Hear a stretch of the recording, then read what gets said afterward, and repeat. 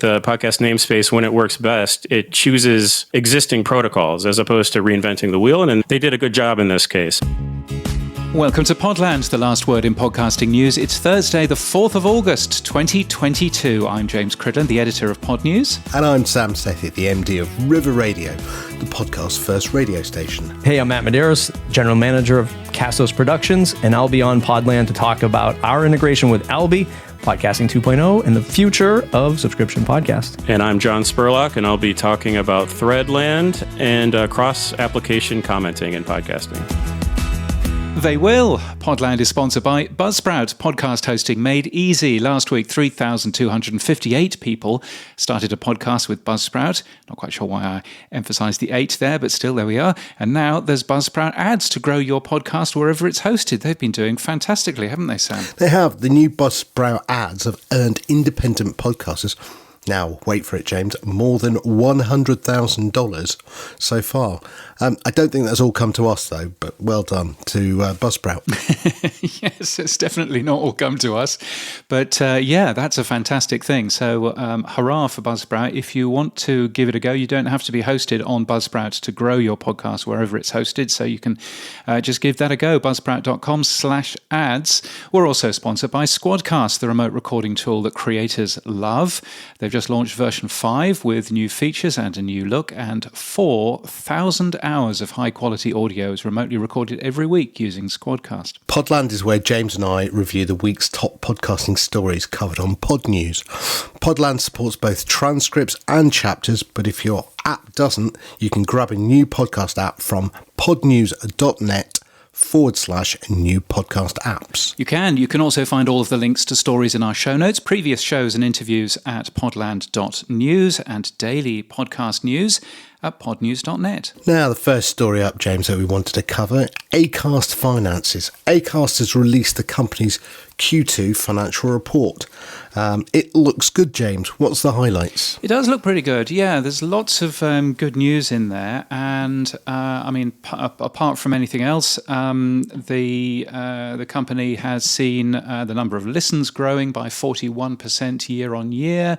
They've seen a tremendous growth in terms of the new podcasts that they now host. You know, not bad, really. It does look, though, as if Acast is going to stop buying stuff. Ross Adams says the heavy investment phase is now over, whatever that quite means, and also points out that there's been a cooling of the advertising market globally. They have made some changes in terms of their financial targets, and one of the things that they say is that they are going to make EBITDA profit in 2024, which is earlier than previously expected. They were due to do that between 24 and 26. Now they're doing it in 2024, at least that's their financial target. I mean, overall, I think what they're trying to say to the market is, look, we're growing pretty fast now. We've stopped acquiring other people. We're pretty settled in that sense. Yeah, we are losing a bit of money, but look, we've got rapid growth. So they've gone through I suppose, an investment phase to get to the next level, which is fine, which is what companies do all the time. They've also turned the results into a podcast because, of course, they have. And they also announced that they have signed a further ad sales agreement with the New York Times for the UK. They're now monetizing This American Life and Serial. Serial apparently is a podcast. I've never heard of it before, but apparently it's very good. He says, joking. And so that's all good. And another news that's come through in the last 24 hours is that they're also now supporting one-time payments. So they're supporting tips if you want to do that sort of thing as well through Acast Plus, which is interesting. So yeah, good stuff from Acast. Also good stuff from Libsyn. Their Advertised Cast ad sales unit has reported that their average cost per thousand for their marketplace has gone up slightly year on year. I always find it interesting looking at what other people have said about that figure, because it's a monthly figure.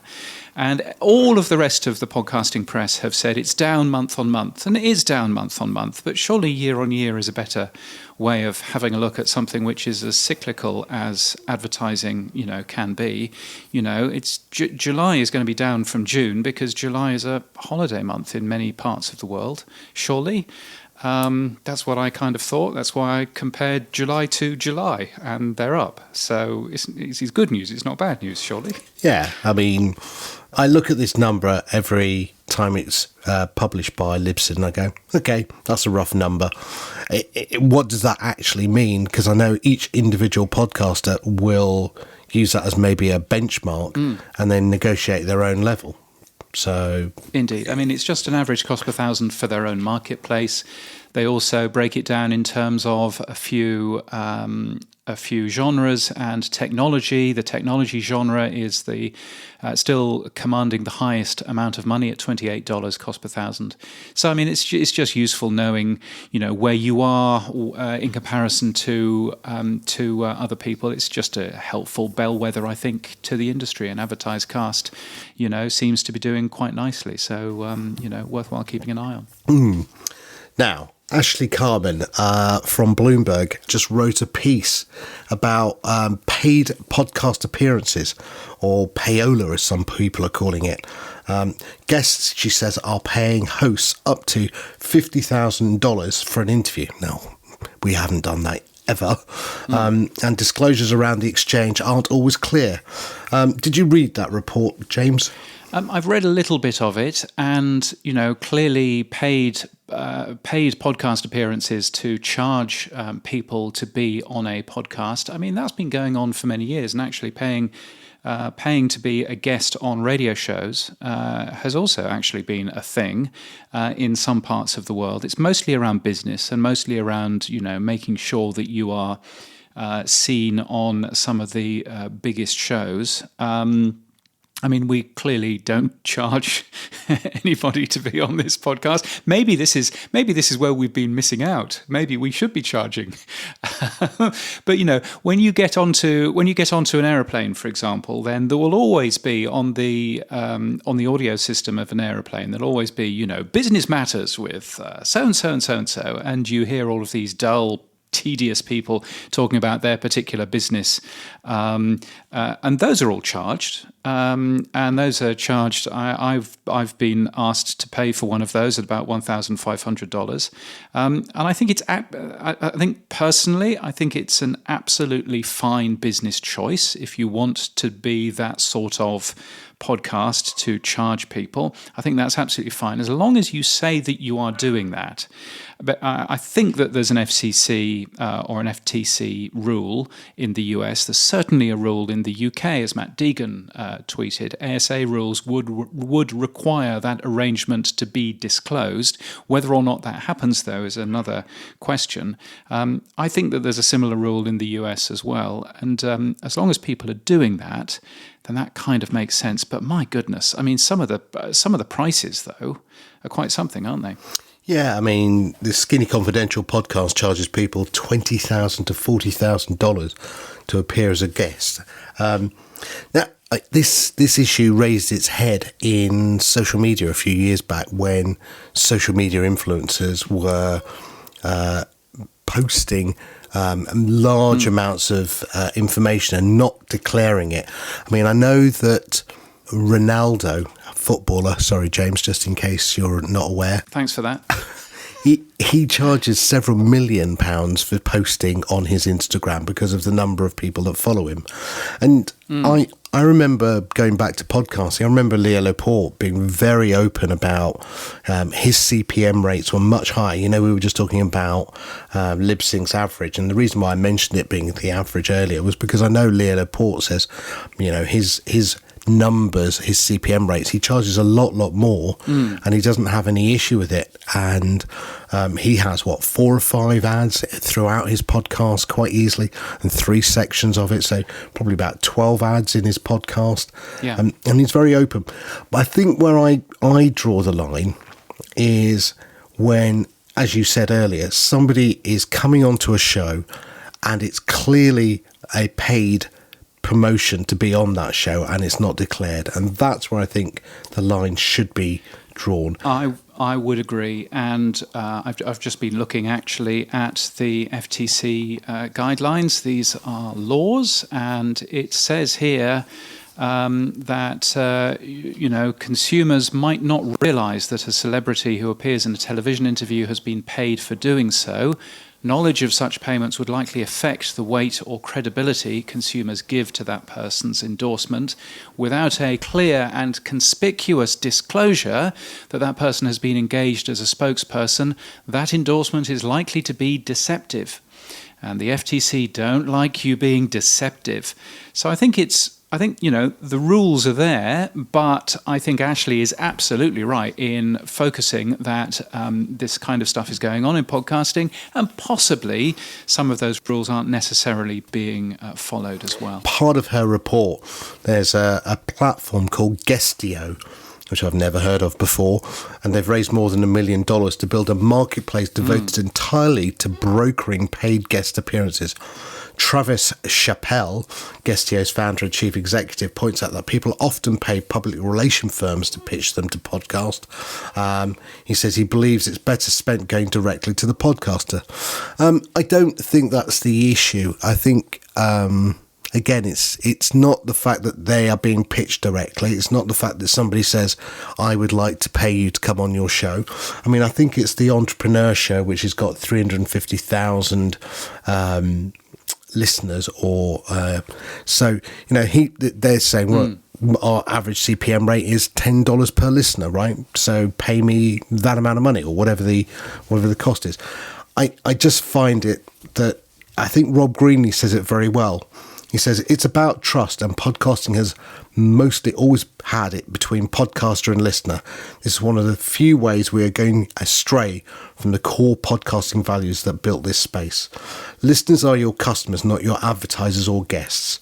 We will lose listener trust without disclosure, as these paid-for guesting spots are a form of advertising.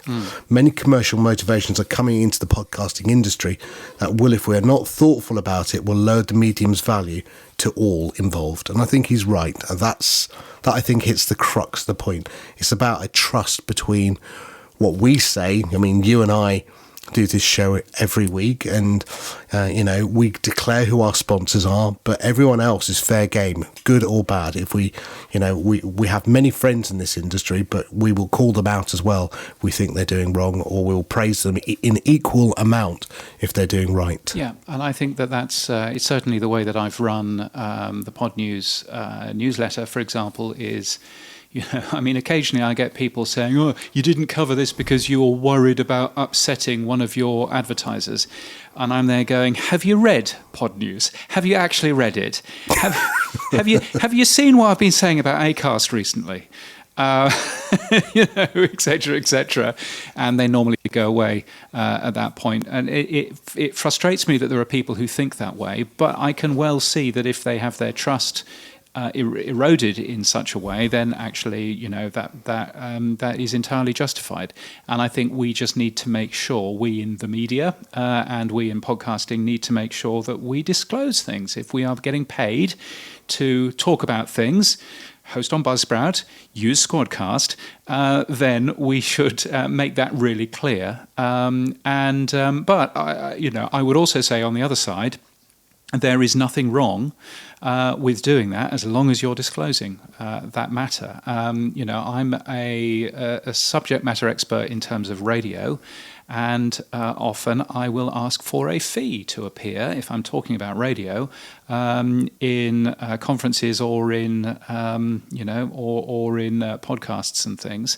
And again, I think that is my right. There's nothing wrong with doing that. So paying the guests the other way around, but also, if I could get onto the Joe Rogan podcast for $250 and talk about why everybody should be getting Pod News every single day, then that would be $250 very well spent. And I think that would be a good plan. So I think it is just a case of making sure that audiences are in no doubt why someone is actually talking and what the commercial arrangement is. And I think the FTC makes that pretty clear. Is it their job? Is it the ASA's job to police this? Or... Yes, it's, both the FTC and the ASA should be not necessarily policing it, but certainly we should be reporting podcasts that aren't acting legally here, because both the FTC and the ASA have both guidelines but also laws that they are upholding. And I think that's an important side of it as well. But let's not go the whole hog and require those government organisations to approve something before we publish it. No. That would be a little bit insane. No, we're not Elon Musk with lawyers having to approve every tweet. No, let's not go there. No, that would be the worst thing. But it's a great story from Ashley. I'm pleased that she's covered it. Looking forward to her new newsletter called Soundbite. I hope it's not too good. But I know that it will be focusing on both music and on podcasting. Friend of the show, and you should be getting it if you haven't already signed up for it. Also, another friend of the show, we should get Sky on, really. Sky Pillsbury, who used to be a contributor to HotPod. She also used to write Inside Podcasting, which is apparently another daily newsletter about podcasting. She has launched her newsletter called The Squeeze. It's full of really long-form journalism about podcasting. I've no idea how she's going to keep it up every week, but it's a great read as well. We've been linking to it for the past couple of weeks out of Pod News, and if you are not getting that, then you should possibly get that too. Great. Now, moving on. The last couple of weeks, we've been interviewing various people in the podcast community. We started off with Moritz. Yeah, have to pay the bills. Oh, yes. How much did you get, James? Was it one sat or two? I can't remember. Exactly. So, yeah, you're right. We spoke to Moritz. We've spoken to a variety of different people, both talking about Albi and integration in that, which we'll get to in a minute, but also talking about cross-app comments and that sort of thing, haven't we? Yeah, I mean, again, what I love about Podcasting 2.0 is the pieces are now beginning to fall into place, and we're beginning to see the jigsaw puzzle and the big picture forming. One of the people who's been heavily working on this is John Spurlock. Now, I reached out to John because he'd launched a free activity pub server to allow people to basically test and trial putting a cross-comment server in place without having to do any more work than pinging John and getting a URL. So I thought we would reach out to him and ask him, what is this activity pub cross server using the Podcastsocial Interact tag that was ratified a few weeks back? And so, yeah, I started off with saying to John, tell me about Threadland, which is the name of his service. So Threadland is a new service that I have been building, and I released it to get feedback mostly from people that are also interested in it. But it's meant for podcasters to enable comments as part of their podcasting feed, but don't want to do any work. So it's for podcasters that are very interested in the new podcasting standards, and they like the idea of supporting open comments, but they don't want to add any steps to their workflow. They don't want to figure out what a mastodon is. It sounds scary. But they would like to enable cross-app comments for podcasts if they can. So Threadland is a service that I host that allows them to literally just put a magic URL into each episode, and that's it. So you go to thread.land. It's a site with a .land domain. So thread.land, find your podcast, and I'll give you back a prefix URL that you can attach a unique suffix to. And you put that in as the social interact target. You don't need to preset it up. You don't need to log in. You don't need to pay anything. It's a really great way of indicating interest in this very new open cross-app comment standard for podcasting, which was formalized just recently. So really the starting gun has been fired, and all these services can now start building on top of it.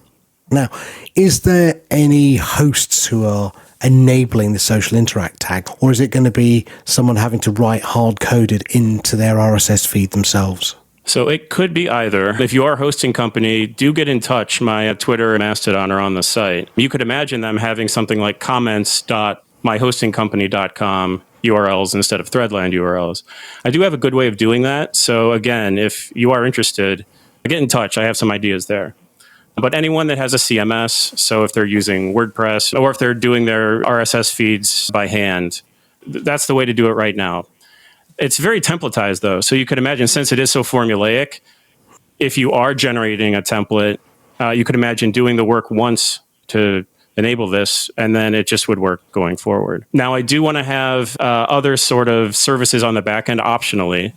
So you could imagine a lot of people have gotten back to me and said moderation is actually a big deal for them. They own their podcast. They want to make sure that the comment thread is aligned with what they want to put out there as part of their public face, which makes total sense.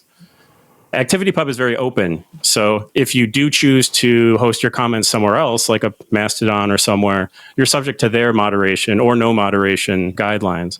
But with Threadland, I want to make it possible to do all levels of moderation. So if you want it to be open, which is what it is by default, that's easy. But then also if you want to pre-moderate all comments or comments of it with certain language or something, that's something we can do as well. So there will be an optional dashboard that podcasters can log in and manage their Threadland. But none of this is quite launched yet. So I'm kind of, again, just announcing this to get an indication of how many people would be interested in using it. I think, like all the things that are being worked on from the Podcast Index 2.0, they're the early adopters. And we've seen that with the value for value tags and some of the integration for the wallets. So this is great. I know the guys like Benjamin Bellamy and the guys like that have been using ActivityPub to enable cross comments. So it won't be just one person. There will actually be other clients who support cross comments as well, which is critical. Right. The nice thing about it being a protocol, and I think the podcast namespace, when it works best, it chooses existing protocols as opposed to reinventing the wheel. And they did a good job in this case. ActivityPub is off the shelf, old as the hills technology, HTTP, JSON, that sort of thing. And it was there. And it actually works really well for this open podcasting comment system. In my mind, it is along the same lines as some of the value for value comments. But in my mind, I see the ActivityPub-based comments as being even slightly a larger audience. Crypto will always be a subset of everyone that listens to podcasts out there. So once the apps get on board, that's the other big shoe to drop on this. Apps need to integrate the ability to display and to post comments. Once that happens, at least podcasters can now have a place for those comments to go.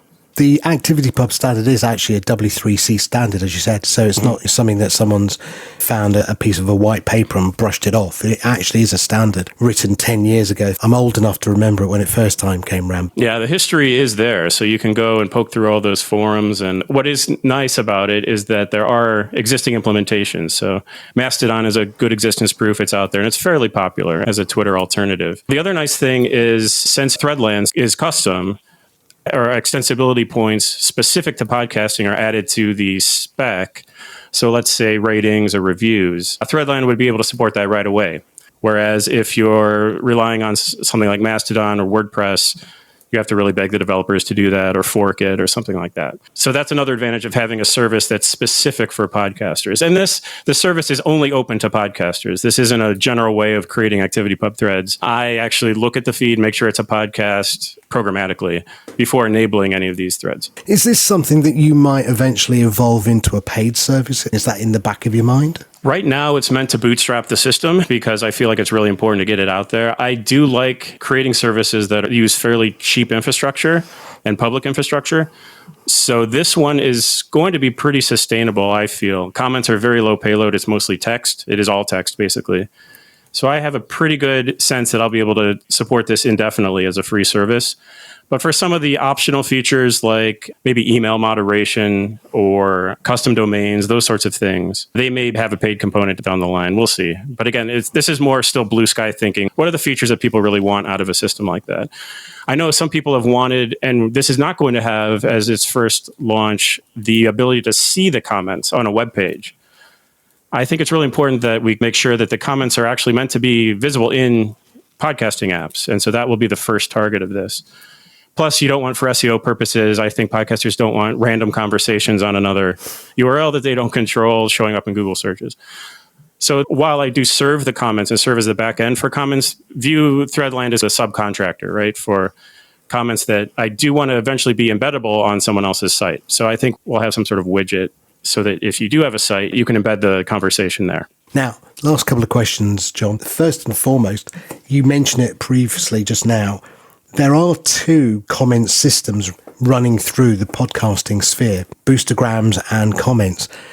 Is there any way, because James thinks that it's crazy that there are two systems running in parallel, that they could be combined into one, or do you think they should be left as two separate systems? I think right now it's great that there are two systems because we're in the experimental phase and you get a chance to see what the market demand is for the various technologies. Again, once you go down the crypto route, you are constraining your audience one way or the other.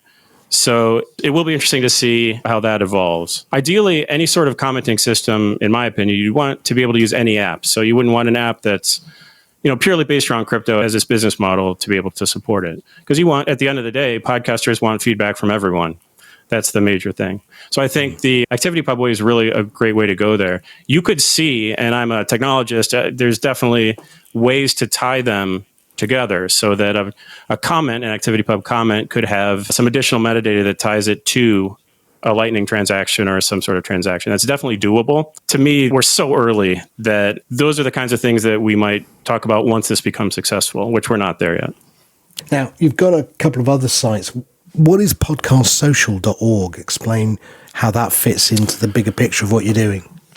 Yeah, as they were talking about this new tag, this was just a way to put on a page. It serves a couple of different things. It says, what is this new social capability for podcasting at a high level for everyone in the ecosystem? So podcasters, hosts, listeners. It also showed the very early adopters, a list of shows that currently have comment threads, and it lists the most recent comment threads from those shows. It does introduce the notion of how to enable comments on popular shows that will probably never implement the social interact tag. So let's say we get to the world where all good podcasting apps support comments. Many podcasters support comments, but maybe some big ones like the Daily or something like that people would like to comment on can't because the podcaster hasn't specified it. It would be nice for apps to not fall back to just then commenting within their own app, which is what they would probably do. Mm-hmm. So ideally, all the apps could get together and say, why don't we all go to this one specified, agreed upon third-party place to serve as the conversation there? So the idea in Podcast Social, there's some information on volunteer root post servers, which is a way to do that. It's a way to say, if you're a podcasting app, give me the official comment thread. If that doesn't exist, fall back to one of these volunteer servers. Nice thing about that is that we can guarantee that they'll all fall back to the same volunteer server. And so the thread will be across all apps and not just within a single app. Does that make sense? Yeah, no, totally. Again, that's a lot of work, though. So once we're in the world where we have a lot of comments and everyone's interested in the technology, that's the kind of thing that might be useful down the road. But this is more of an idea generator. Now, one of the other things you've done that people have been very thankful for is you've created a Twitter account to show the live item tag. And was that just a side little thing that you knocked up? I mean, why did you do that? Yeah, that was something I did in a weekend. The thing about live is it's very timely. You want to know when it goes live. So I was thinking it would be nice to get an email. I actually, in my backend system, I have an email that goes out every time something goes live. But I didn't want to manage email lists, and everyone's on Twitter. A lot of people are in Mastodon, so it's very easy to just follow podcasts live. I was going to do podcasts going live or something like that, but that's actually too long of a Twitter handle. So podcasts live is an available handle. So if you follow that Twitter account, it'll post a new post with a link to the stream, to the chat, every time a podcast that's enabled with this live item tag goes live. There's only a handful at the moment, but that's a good way to track what types of shows are following that tag to start out and maybe to gauge how many implementers there are going forward. Now, the last project, if you're not busy enough, you also tend to track the number of hosts and the number of CDNs. Right. You've been doing it for a while now, so we report about it quite often on Podland. You've put out July's data. You've been doing this for a while. Were there any surprises? I think there's always surprises when you look at the actual underlying data. I think a lot of times you hear a lot of people throw around high-level beliefs about what is actually going on in the podcasting system and who is creating what and how popular some people are. This is just another way of adding an objective layer to some of this. So I actually go out and crawl every single podcast and then looks for only new episodes. So basically new contributions to the podcast world is one way to think about it. And it's one metric of many. You could think of others. But this is one that's hard to game because it's either a new piece of content or it's not. And I have a backend system that does that. I have an app in the works that has some interesting ideas on what to do with that data. But I was sitting on this data and I was like, I'm actually seeing a lot of interesting information coming out of it. And so I was like, why don't I do some analysis by podcast hosting company, see who the hosting companies that are creating the most new episodes. I can see technical details like bit rate and format and that sort of thing. But I've always loved top 10 lists, that sort of thing. So I just put together a quick way to summarize every month the masses of data that are generated in the back end. I think we're up to about 1.5 or 1.6 million net new episodes to the world every month. And that's after filtering out some spam and some other things that I try to filter out. There's a great OPAWG working group that actually puts out how to identify for a given podcast which podcast hosting company it's from. So I start with that index, which I think James has a handle in maintaining as well. But then I have a lot of custom filters as well, like how to identify. There's a lot of national broadcasters have their own system. And that's a lot of the long tail is identifying all of those. And then so I do a top 10. Actually, it's about a top 200 now of podcast hosts. And then also I do those prefixes. So I can actually tell via the redirects what client-side trackers are being used on these episodes. So I do another page that lists out the top 10 analytics companies, at least the ones that use these client-side redirects. I know a lot of them use server-side, but that's another thing I do every month. And since it's relatively automated at this point, it's something I do as a service for the larger podcasting community. And the other thing is CDNs. So if you serve any content on the internet, you need a company to serve those bits to the world. And you really get a chance to see how centralized some of the serving infrastructure is.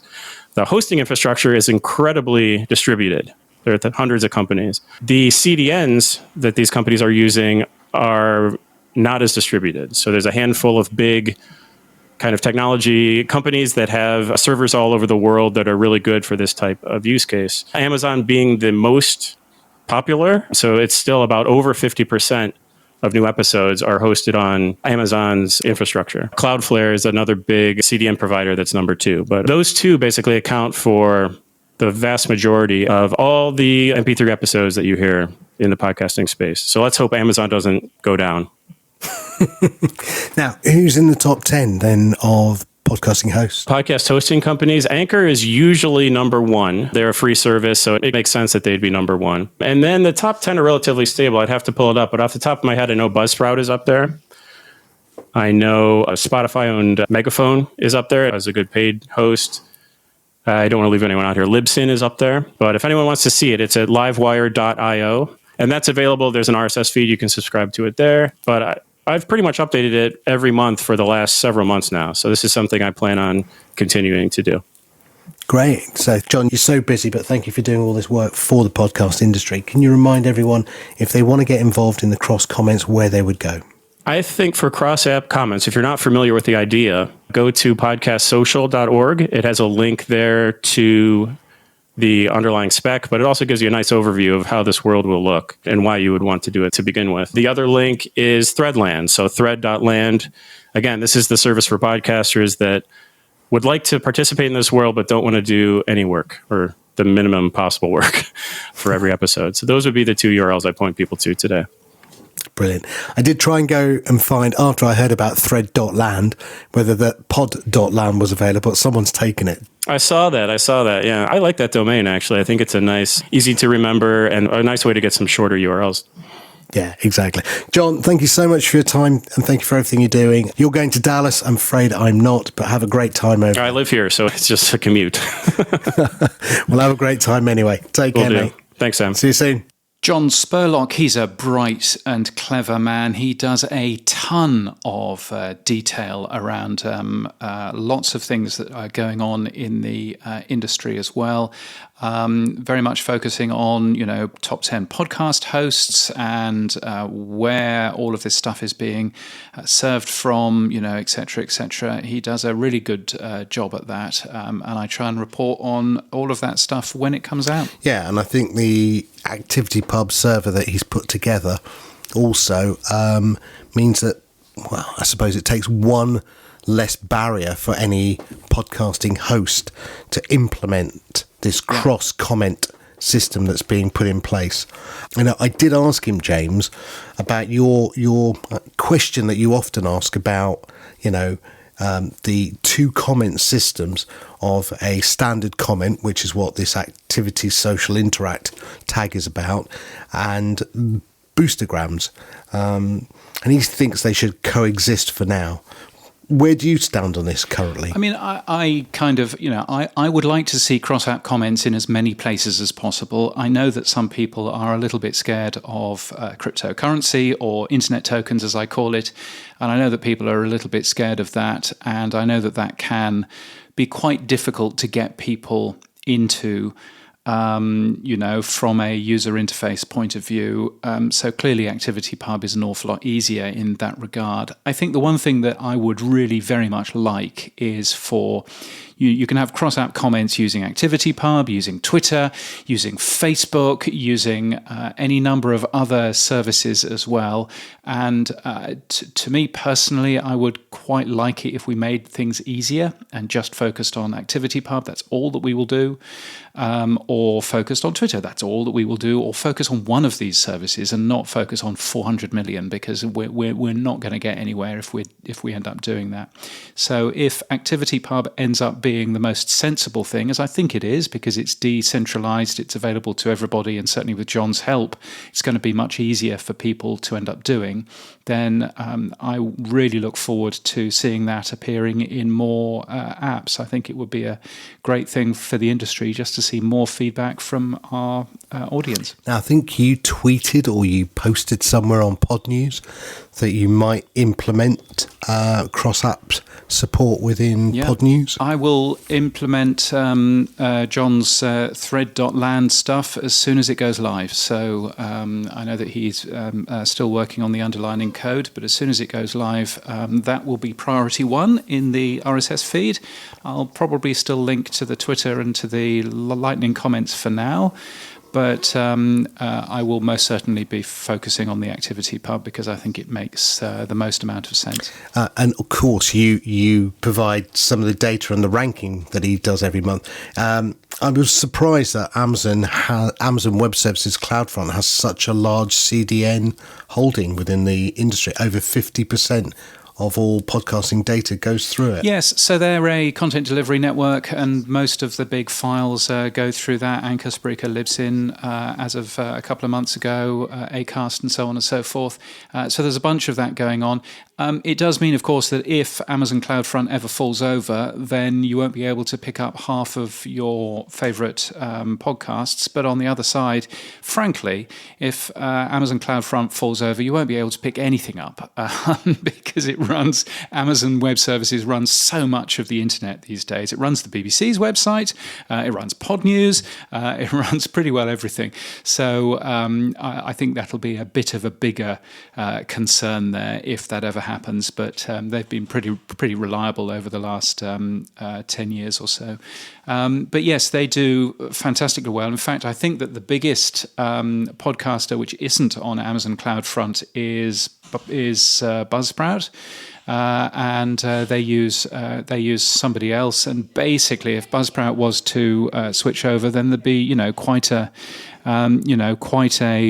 majority there going through AWS. Who's the other one? Cloudflare is the other person that is probably taking the other lion's share. Yeah, Cloudflare, which Buzzsprout uses. There are some other ones as well. The BBC uses Akamai, and there's a few others as well. I'm trying desperately to remember what the other one that the BBC is, because they use Akamai and the other one too. But I mean, at the end of the day, pretty well all of the internet goes through these things, and that's why the internet for many people is quite nice and fast and works pretty well. Is that it's all being held on Amazon CloudFront and similar content delivery networks. So so it doesn't come as a massive surprise. I think what comes as a surprise to me is that Libsyn have switched to AWS. Libsyn, at least some people at Libsyn always used to talk down about AWS and how dreadful it was. and then all of a sudden they end up using it weirdly because Libsyn owns their own ISP, Pair Networks, and so it's a surprise to me that they are using AWS, but it kind of makes sense that they are doing so. I think also Megaphone is using someone else other than CloudFront, which is weird because Anchor is using CloudFront. So, but I guess it's of interest to internet geeks, probably, and that's about it. We also have this week another interview with another podcasting host that's integrated Alby. It's great to see, RSS.com have done it. JustCast recently announced they've done it. So Josh Shen, congratulations. But I thought I'd reach out to Matt Medeiros, who I've never really spoken to. He's a lovely chap. And he tweeted about Castos enabling value for value. He also did a really good video demoing how they did it. And I just reached out to Matt and said, hey, can you come on and tell us what are you doing with value for value and how you've integrated with the Alby wallet, and what else is Castos up to? We've been supporting the value tag for a little while, and when I saw my peers around the industry using Alby and myself using Alby, as somebody who spent about $220 on a Raspberry Pi, an external hard drive, and set up, hey, look, I've lost more money doing this than I'll ever make in the next year with my show. Alby came along. I was like, wow, this is a perfect tool that I can not only use myself, but recommend to Castos customers, because that's been the roadblock up until this point is, hey, we support it, value for value, we're all about it, and we want to teach our customers this stuff. But the jumping off point to getting into these internet tokens is not easy. And Alby certainly opened up my eyes to that simplicity, along with what folks like Oscar are doing with Fountain. And now this is something that I can easily wrap my head around. And then more importantly, our hosting customers as well. So let me just check. You are Matt at getalby.com, I'm assuming? No, Matt was already taken. So, so it's Matt Medeiros. It's my full name at Alby. I was a little disappointed that I didn't get that. Now, RSS.com have enabled it, so it's sort of like an Oworth jump between the two.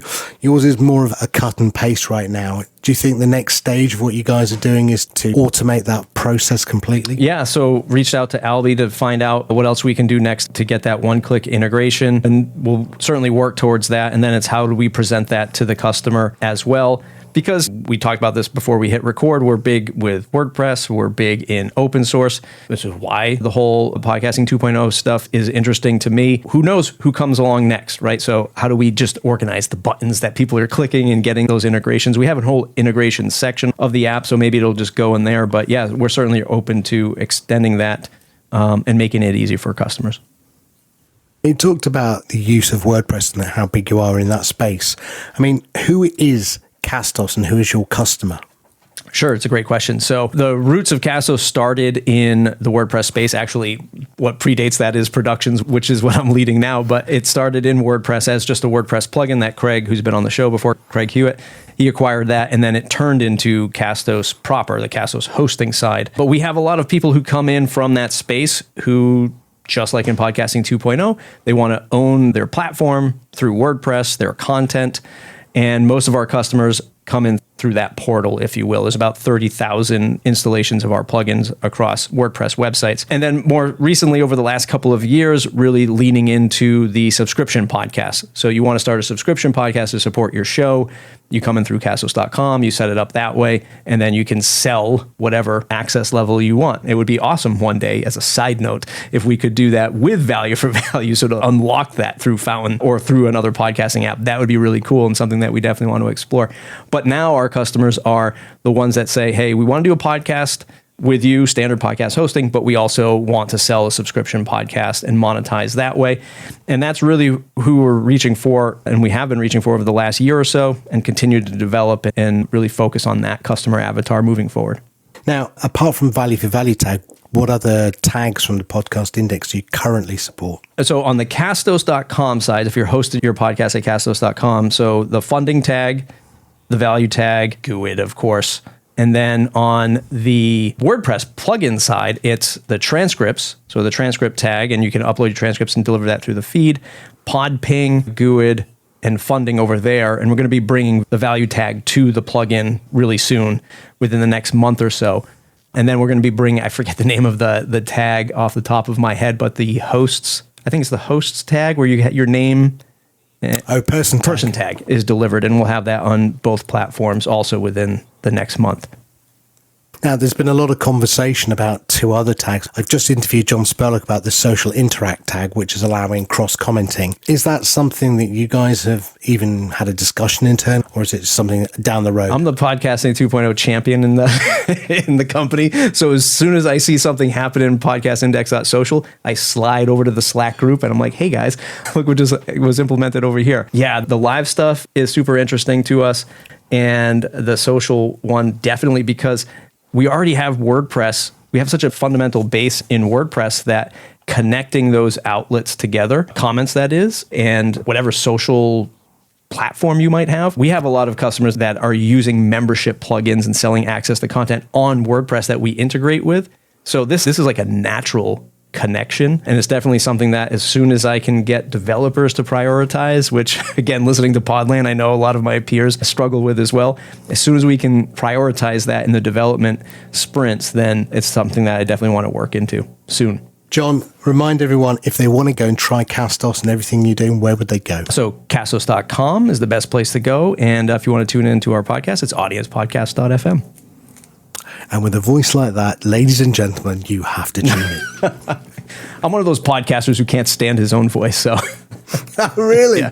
Oh, I think you've got a lovely deep voice for it. No, Matt, thank you so much. You and I, unfortunately, aren't going to Dallas, but hopefully catch you in Vegas maybe at the next podcast movie. Yeah, absolutely, 100%. Matt Medeiros from Castos.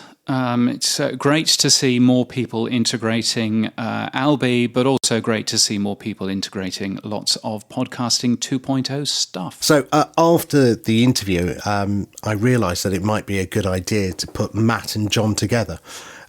Because Threadland obviously is a commenting system, and Castos do about 30,000 WordPress plugin or clients with their plugin. So yeah, hopefully Matt's very interested in maybe integrating Threadland into what Castos are doing next. Well, it would be good to see more cross-app comments. Anything that helps that would be a fantastic thing. Moving on, CleanFeed wins an Emmy. I don't use CleanFeed. I know a lot of radio stations do use it as their means for remote recording. But they've won an Emmy for engineering, science and technology. James, tell me more. Yes, so CleanFeed is it's a bit like Squadcast, but kind of not. So what Squadcast does is it connects you to somebody and it records at that end, and then sends you the file afterwards. So you're recording now, Sam, your browser is recording your audio, and at the end of this, we will press the button and I will be able to download that audio file once it's uploaded. What CleanFeed does is it's a little bit different. It basically just does a really high quality connection between you and the person who you're interviewing. From that point of view, works really well. It's not just used by podcasters. People like Adam Curry use it, Dave Jones, and many others. But it's also used for producing all kinds of things, from music to movies and TV shows. And the reason why they've ended up winning an Emmy Award is because they have managed to do some really good stuff for, TV shows like The Crown, like The Flight Attendant, Star Trek Discovery, many others that I've never heard of. I've known Mark Hills, who's one of the Marks who runs the thing, and he's really bright, clever person who sits there and just tweaks and tweaks and tweaks stuff to make it work as good as possible. So it's a good piece of tech, and it's great to see that a online studio as this is has ended up winning probably the biggest award in the industry. Congratulations, Mark. Now, BBC podcasting, is that a oxymoron? Let's find out. Is the BBC underperforming in podcasting? The BBC claims a new record number of weekly users for its audio app, BBC Sounds. But in the release, we learned there were 177 million plays to an on-demand radio and podcast content, which is just basically not splitting it out. James, unpack what the BBC is trying to tell us. Yes, because there's lots and lots of numbers in their quarterly report, and their quarterly report is, I think, deliberately trying to hide certain things. So they claim two things. They claim 177 million plays to on-demand radio and podcast content. So that could be podcasting within the BBC Sounds app. It could be on-demand radio. My suspicion, having worked for the organisation on this very product, even though it wasn't called BBC Sounds back in the day, my suspicion is that it's mostly on-demand radio. But nevertheless, there's a certain amount in there, and they've deliberately, hidden away those particular figures. What they've also said is that 264 million global podcast downloads on third-party platforms. So in total, that I've basically worked it out, looking at the figures, doing a little bit of calculation on the back of a napkin. The BBC is currently doing about 117 million podcast downloads a month overall. Now, 117 million sounds a lot. But actually, that makes the BBC smaller than the New York Times, which comes as quite a surprise. So I'm kind of wondering whether the BBC is actually underperforming quite substantially. They're smaller than NPR. They're way smaller than Wondery or SiriusXM or iHeartMedia. They really don't seem to be doing actually very well in terms of their numbers. And I'm wondering whether... I'm wondering whether there's something to be a little bit concerned about there. Two things that came to mind. One is this walled garden strategy of theirs limiting what they do? Because, again, when I look at somebody like my daughter, who's a young listener who most people are trying to, acquire as a customer, she will stay in Spotify solely because she's got her music and all her podcasts there. They're very, lazy in the sense that for her to go and download BBC Sounds as an app, she probably haven't got it on her phone if I go and have a look. So by keeping everything within the BBC Sounds app and the walled garden, maybe is that one of the reasons why their numbers are low? I think undoubtedly that's one of the reasons. With my other hat on as a radio consultant, I will tell anyone that cares that a mobile phone app is something for your fans. It's something for your biggest listeners. And if they're not your biggest listeners, they won't download your app, because why would they care? And the BBC, yes, it's a big brand in the UK. It has a 56% share of radio listening. So it does pretty well, but that still means that there are an awful lot of people that don't listen to the BBC. And that would never consider downloading the BBC Sounds app, because why would they? So I think you've got that kind of side, and I come with a little bit of experience in this because I did launch, Sam, the world's first mobile phone app for a radio station back in 2005. So it's one of my only claim to fame, but my goodness, I wish to... Is that why you got a Webby? It's not why I got a Webby. I got two Webbies, in fact, Sam. But no, it's not. But anyway, I think that's one of the first things. And if you remember the annual report which came out a few months ago, that actually said that the amount of young people who use the BBC Sounds app has actually gone down in the last year. So I think that does show pretty strongly that the BBC Sounds app is a concern, and it's certainly not necessarily growing for younger audiences. Having said that, they do have an awful lot of shows which are not hidden behind the BBC Sounds app, and you can actually get, on any normal podcast platform. I mean, 264 million downloads in the quarter on those. The BBC doesn't appear to care too much about those, and from what I understand from people who make content for the BBC, the only numbers that the BBC cares about is the numbers of streams on the BBC Sounds app, and they don't frankly even factor in the amount of downloads from other places as well. And that, I think, is a mistake, but I understand why the BBC are doing it. Looking at the numbers, as somebody who owns a radio station, if a listener comes to listen again to our music shows, because we can't podcast those because of copyright, and they come to listen to our podcast, which are talk-only radio programs, that as a combined number back to sponsors or advertisers still makes sense to me.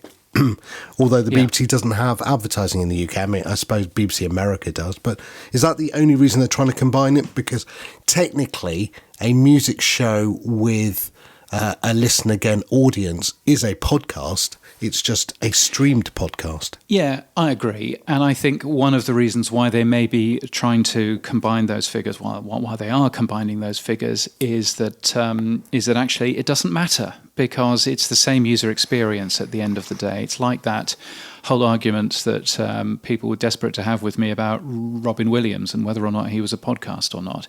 It's an identical user experience to listen to a piece of catch-up radio show on the BBC Sounds Up as it is to listen to a podcast. So they're probably right in doing that. I think what would be helpful is, the BBC was in 2006, 2007 publishing their podcast numbers, and for whatever reason they all of a sudden stopped doing that, claimed it was for a technical reason, but it clearly wasn't. And I kind of wish that the people who were paying for the BBC, which is you and formerly me, would get a little bit more clarity into some of the numbers that they're actually, sending out there. But yes, I do agree. I mean, I worked for a Wi-Fi radio company for a year or so, and one of the things that I was trying to convince them to do was to remove their catch-up radio and their podcasts section in their devices, and to actually amalgamate them, because it didn't make any sense having those separate. But again, that was resisted on one side. But I can kind of see that. Yeah. Well, for your other podcasts that you do, the Rajar figures are out today. So it'll be interesting for your analysis later on another podcast, though, James, of course. Indeed, yes. If you want to find that one, James Cridland, Radio Futurologist is, I think, what it's called. And it is... yes, it has no production on it whatsoever. It's me sitting recording, and that's it. But anyway, yes, go hunting that out. Let's move on to some quick news, shall we? Ireland, first of all. Yes, in the first 48 hours of the Irish Podcast Awards, they've seen more than 10,000 votes for its Listener's Choice Award. Voting remains open until mid-September. Yeah, their Listener's Choice Award, of course, you can go and vote for any podcast that you want, any Irish podcast that you want on the Irish Podcast Awards website. I think it's very exciting, this, because podcasting in Ireland has always been particularly strong, and it will be good to see what comes out of the Irish Podcast Awards. They are on September the 16th, and they will happen in Dublin. They've already announced their list of nominees as well, so good to see that. Movement from Blueberry. They have said that programmatic advertising is coming to its customers. I have a feeling that there will be quite a few announcements from Blueberry over the next month or so on the run-up to Podcast Movement. But they're talking about enabling pre-roll and post-roll advertising via companies that choose your show and pay you for it. So that sounds pretty exciting to come from the folks at Blueberry. He's got the bug, hasn't he, now? Todd's on it. He's got his boostergrams. He's got his pre-rolls. It's all happening there. I do have to say, though, I loved Buzzsprout releasing something earlier on in the week where they were saying, we've looked at programmatic advertising, but there's all kinds of privacy issues, and there's all kinds of payment issues and blah blah blah. None of which I'm particularly necessarily agree with, but nevertheless. And then they ended up saying, we don't think they're programmatic advertising. We think they're problematic advertising. And I thought, very good. Well played, Buzzsprout. So many congratulations on that. Podcast host Omni Studios published data about podcast consumption on their platform. The company saw a 12% increase in listens via Spotify and a 36% increase, which is the number that I found odd, increase in Google Podcasts. I thought Google Podcasts had died. No, Google Podcasts is still going. It's still going very, very quietly. It seems to be increasing every single month, but very, very quietly. And my suspicion is it will continue to increase every single month forever. The question is whether or not you can give it a kick, and I'm expecting some form of announcement from YouTube, ideally a podcast movement, around what their plans are in terms of podcasting. Or maybe they've got cold feet and they're not going anywhere near it. Who knows? We'll find out at Podcast Movement. Jane Lynch has tweeted, she, in case you have never heard of her, like me, she's an actor best known for a character she played in Glee. Glee was a television show, Sam. It was, yes. Anyway, she has tweeted that women who host podcasts should lower their annoying, high-pitched voices. Oops. Well done, Jane. Not entirely convinced that most people agree with that, least of all me. But strange thing to end up saying, but quite interesting to see some of the comments on there. That used to be the BBC's view of women hosts, actually, James. So it used to be that they couldn't do the serious news, so BBC News or Newsnight or any of those serious news programs, because women weren't seen as serious enough and their voices were seen as too high-pitched. And there's a little bit of truth to women's voices not working very well on the radio, because back in the really early days of microphones, actually a higher pitch worked worse than a lower pitch in terms of really early microphones. But as an excuse for anything after the 1920s, I don't think that you can actually have that excuse. Yes. So, there's a friend of mine actually who's done a full university paper on women in broadcasting. And I'm desperately trying to get him speaking about it at conferences and things. Nobody is biting yet, but it would be really interesting to learn a little bit more about what he's learned. Moving on, friend of the show's Captivate have announced they're thrilled to announce that we're platinum sponsors of the African Podcast and Voice Artist Awards, the first of its kind in Africa. Do you know more about this, James? It's an interesting award. I believe it's had more than 2,000 submissions into the awards. And great to see Captivate behind that. I think that Africa is a great growth area for podcasting as the cost of bandwidth becomes cheaper in many of those countries. So great to see Captivate supporting that. Interesting to note a new client for Spooler Media. That client is Sounds Profitable. All future Sounds Profitable podcasts will be built with Spooler, says Brian Barletta. And he says the team has been amazing, helping me build templates out for our 3 show styles. So I think Brian will actually be doing some really helpful work with Spooler to help that product be more usable to more people in the future. Yeah, I remember when Brian was using Whooshka, and I think he pushed that product to its limit. I remember Rob Lowenthal simply saying that, every time Brian's, suggestions on how they could use DAI and everything else, I think Rob was happy when he sold it to Spotify and he could not add any more features to Whooshka. Yes. But, I'm sure Brian will push Spooler very hard. I'm sure he will.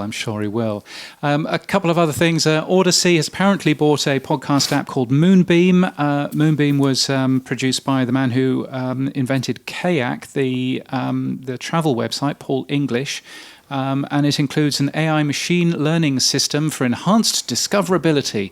I would tell you more about the terms of that, but Odyssey themselves haven't actually announced it yet. They've got their financial report on Friday, so they'll probably announce it then. But they've just been ignoring my request for tell us more about this purchase that you've made. But that should probably mean good things for the Odyssey app if you're in the US. Listener, which is another similar app, but here in Australia, now has some weird non-music audio. They've worked with an AI company. They've produced a couple of things, sort of ambient noise to help you sleep and brown noise, whatever that is, which is designed to help you focus. So who knows what all of that is all about.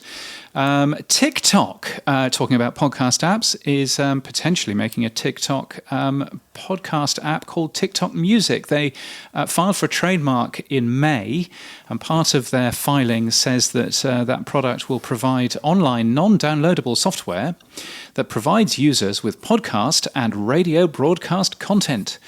Which is interesting, seeing them get involved in that. And finally, Edison Research is doing some Latino podcast listener reports on August the 16th, presented by Gabriel Soto, but also Elsie Escobar from Libsyn and She Podcasts, who is excellent. So looking forward to that. You can watch that free webinar just by signing up for it. The TikTok one was the one that interests me because Ariel Nissenblatt's been doing quite a bit of work on TikTok. She's got a profile on there called Pod Talk, but Pod Talk is spelled T-O-K at the end. And she's putting a lot of messaging out there. It'll be interesting if they do get into podcasting, because I certainly know that will be the biggest competitor to Spotify. As I said earlier, kids are spending more time on TikTok than any other platform. And if they can get their music and their podcasts and their videos all in one place, watch out, Spotify. Indeed, yes, absolutely. Now, Tech Corner. Let's cover a bit of the tech that's going around. PodBuddy is an iOS app that makes animated video for your audio clips to share on social media. It's offering free lifetime licenses on Reddit. I never use Reddit, so I don't know. But who is PodBuddy, James? I've never come across them either. Yeah, it's basically another Headliner or that sort of service, except it's an app that produces it rather than a website, but seems to work quite nicely if you want to play around with that sort of thing. I believe it's only iOS only, so obviously it's not available for real phones, but nevertheless, worthwhile taking a You're coming peek to the other side soon. Still, do you know, I made the fatal mistake. I bought my partner a Pixel 6a. And it's very lovely, except it doesn't have a headphone jack, and that is causing significant ructions in the house because she likes her pillow speakers for listening to podcasts as she goes to sleep with the calming sounds of Michael Barbaro. So we're not quite sure what we're going to do there. I thought you were going to say she has pod news on before she goes to bed. No, can you imagine? Can you imagine that? But no, she doesn't fall asleep to pod news, nor does she fall asleep to you either, Sam, which is possibly a good, good thing. Let's move on. iOS 16 has published its second public beta. Why am I keen on this? Well, I'm keen on this because iOS 16 brings with it the ability to get rid of Apple Core Media forever. Apple Core Media basically sits there. It's a user agent that podcast hosts will claim as some form of a player, or maybe they'll bunch it together with Apple Podcasts, and if they were doing that, then they would be wrong. But Apple Core Media is basically a piece of software within iOS that downloads stuff so that you can have a listen to it, and it confuses everybody in terms of podcasting. That is all going away in iOS 16. So hopefully podcast apps like Pocket Casts or Podbean's app or Castro or Good Pods will all be updating their apps to take advantage of a new API which enables them to set the correct user agent. So good for that. iOS 16 should be coming out probably next month, I would have thought, in September, but we will see. Remote recording tool Riverside, which is much like Squadcast, but obviously not as good, has launched a number of updates. You can use your iOS device as a second camera. That's pretty clever. There's mobile support for video recording up to 4K, and they have some form of Clubhouse-like live call-in type thing, which is now available on their Android app. So some quite clever stuff going on there. Yeah, one bit of feature to the iOS and one bit of feature to the Android. They're feeding their market, aren't they? I use a tool called Camo, which is a great little add-on. It turns my iPhone 4K camera, because they have got good cameras, into a usable camera for when I'm doing recordings, video recordings. So instead of having the awful, crappy 720 iMac type camera, the iSight camera that's built into your laptop, I can use a 4K camera with all of my video streaming that I do. So having it as a second camera as well, that's pretty cool as well. So you can have those side-on shots and the front shots if you want. I hate that editing. There's a guy called Rob Brydon who uses that. It drives me mad. Right, I think it's time for Boostergram Corner, don't you? Boostergram Corner.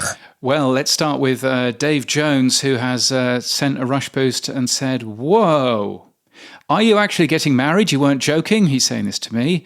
Well, damn, I guess I have to buy you beer at Podcast Movement. Congratulations, Dave. You don't have to wait until I'm married before you buy me beer. It's not a thing. I mean, maybe I don't know how deeply religious Texas is. Maybe that is a thing. You're only allowed beer when you're married. Who knows? But anyway, yes, getting married on Saturday. Yes, that's the plan. So, Dave, thank you very much for your Rush Boost wedding present there, and also your big Rush Boost for having Alberto on the podcast. Alberto is a treasure. He says, "Love that guy." He is indeed. We do love that guy. Now, 8,008 sats. I'm sure that has a meaning as well. To help even the score, where's Sam? Where's Sam? Boob. Who's asking about this? I heard he was in the top Asian stars in the UK. I'd like to meet him. Yeah, I don't have a Webby, but I have an Asian Techstars, something that you won't get, James, thankfully. I could have one thing you won't get, unless things change. Well, I've got to have something you can't go in for, otherwise I'll never get any awards. Brilliant. Yes. Well, yes, Kyron. Yes. If you'd like to meet him, then yes, he's a long way away from me and you in Brisbane. But yes, thank you for your slightly rude amount of sats. Much appreciated. Rasta Calavera has sent us 500 sats, saying, "LOL, you read my 10 sats." Yes, I read your 10 sats. I'm very new, testing things out. Discovered your show from the Podcasting 2.0 show. That's our sister podcast, apparently, according to Adam this week. And plan on becoming a regular listener. Like that fountain rewards for user attention so I can give back without giving up privacy to purchase internet tokens with fiat currency. Keep up the good work. Yes. Well, thank you, Rasta. That's kind of you. Adam sent us 10,000 sats. Thanks, Adam.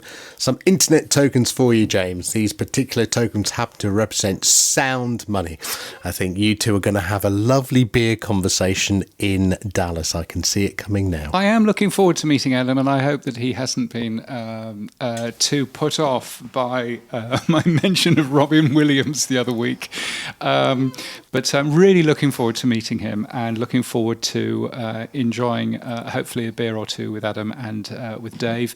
Brian of London had to bring up Robin Williams, doesn't he? 1,000 sats. Thank you, Brian. This is why podcasting should be at least partially defined by its open access characteristics. Defining podcasting even more controversial than a recession. Don't agree, Brian. Thank you very much for the 1,000 sats. And Bisaya Podcast, 50 sats. I love the Todd and Rob voiceover, James. Todd Cochran, of course. GetYourOwn.com. And Rob Greenlee. That's right, Todd. He says, "Are you sure that's not an AI?" No, that's not. So thank you, everybody who sent us sats, including another 2,000 from Boomy and 10 sats from Ignacio Batato. If you find value from what we do here, then please do get on that boost button. That will be a splendid thing. You've put a quote here, haven't you, Sam, from Satoshi Nakamoto. Yeah, it seems it's like the 12-year anniversary, and he put out or she or they, whoever Satoshi is, put out a quote which is, "If you don't believe it or don't get it, I don't have time to try to convince you. Sorry." I thought that was Adam Curry's quote personally, but it turns out it was actually Satoshi Nakamoto's. So there you go. Well, there you go. So thank you so much for all of those boosts. Very much appreciate it. There are events for you to go and see at pod.events. I'll be at Podcast Movement 2022 in Dallas. Looking forward to, there's a closing keynote with some CNN journalists. Actually, Audie Cornish used to be with NPR. Looking forward to that. Also, a ton of new jobs and stuff like that at podjobs.net. What's happening for you this week in Podland then, Sam? I got access to Descript's new video editor called Storyboard, so I've been trying to learn and play a little bit with that. That's been probably the highlight of my week this week, James. Excellent. Well, it'll be worthwhile having a play with that. And you are going on holiday next week, are you not? Next week, James, I won't be here, sadly, with you. I will be in Italy. I'm going to Puglia, or in this southern part of Italy, the heel of the Italian boot. So who's going to be taking my place, James, when I'm gone? Well, it'll be the podcast pontificator himself, Evo Terra. So looking very much to that. That'll be next week, but that's it for this week. If you like this episode of Podland, tell others to visit and subscribe wherever you listen to podcasts. We'll be back next week with another review and analysis of all things podcasting. You'll also find all our previous shows and interviews on our website, podland.news. You can give us feedback using a boostergram, or in a few weeks, send us a comment, perhaps. If you want daily news, you can get Pod News. The newsletter's free. Podnews.net. The podcast can be found in your podcast app, and all the stories we've discussed on Podland today are in the show notes. We use chapters and transcripts too. Our music is from Ignite Jingles. We're hosted and sponsored by our good friends Buzzsprout and Squadcast. And keep listening.